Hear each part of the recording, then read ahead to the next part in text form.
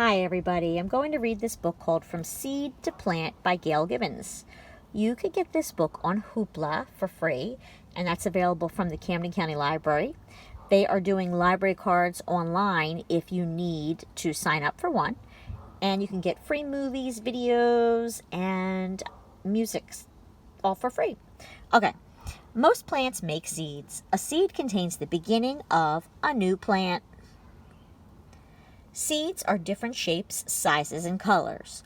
All seeds grow into the same kind of plant that made them. Many plants grow flowers. Flowers are where most seeds begin. A flower is made up of many parts. We have the petals, the stem, we could see the pollen. Before a seed can begin to grow, a grain of pollen from the stamen must land on the stigma at the top of the pistil of a flower like itself. This is called pollination. Pollination happens in different ways. Often wind blows pollen from one flower to the other. Bees, other insects, and hummingbirds help pollinate too. While they visit flowers for their sweet juice called nectar, pollen rubs onto their bodies. Then they carry the pollen to another flower where it comes off onto its pistil. If a pollen grain from a flower lands on the pistil of the same kind of flower, it grows a long tube through the pistil into an ovule. This is the beginning of a seed. The seeds grow inside the flower, even as the flower begins to die. As the seeds become bigger, a fruit or pod grows around them. The fruit or pod protects the seeds. When the fruit or pod ripens, it breaks open. The seeds are ready to become new plants. Some seeds fall to the ground around the base of the plant where they grow. Some pods or fruits open and the seeds pop out. Sometimes when birds eat berries, they drop the seeds. Other seeds fall into streams, ponds, rivers, or the ocean. There they travel on the water until they stick to dirt along a shore.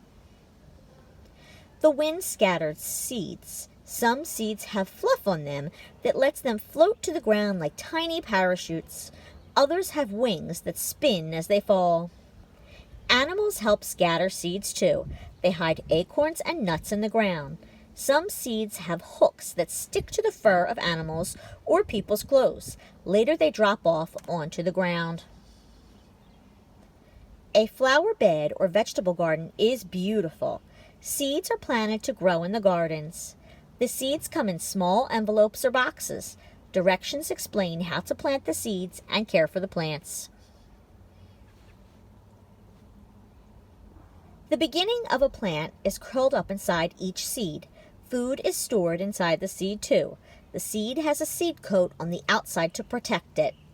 A seed will not sprout until certain things happen. First, it must be on or in the soil. Then it needs to rain to soak the seed and soften its seed coat. When the sun shines and warms the ground, the seed coat breaks open and the seed begins to grow. This is called germination.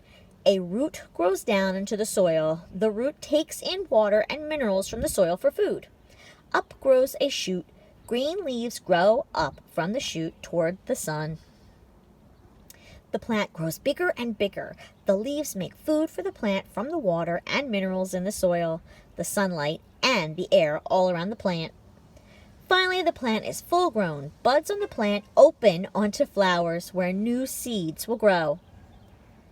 Many of the foods people eat are seeds, fruits, and pods.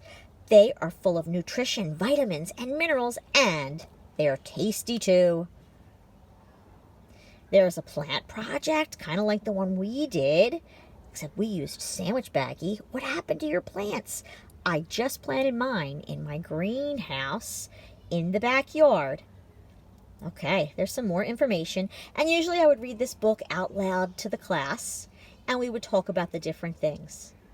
I hope you enjoyed the story.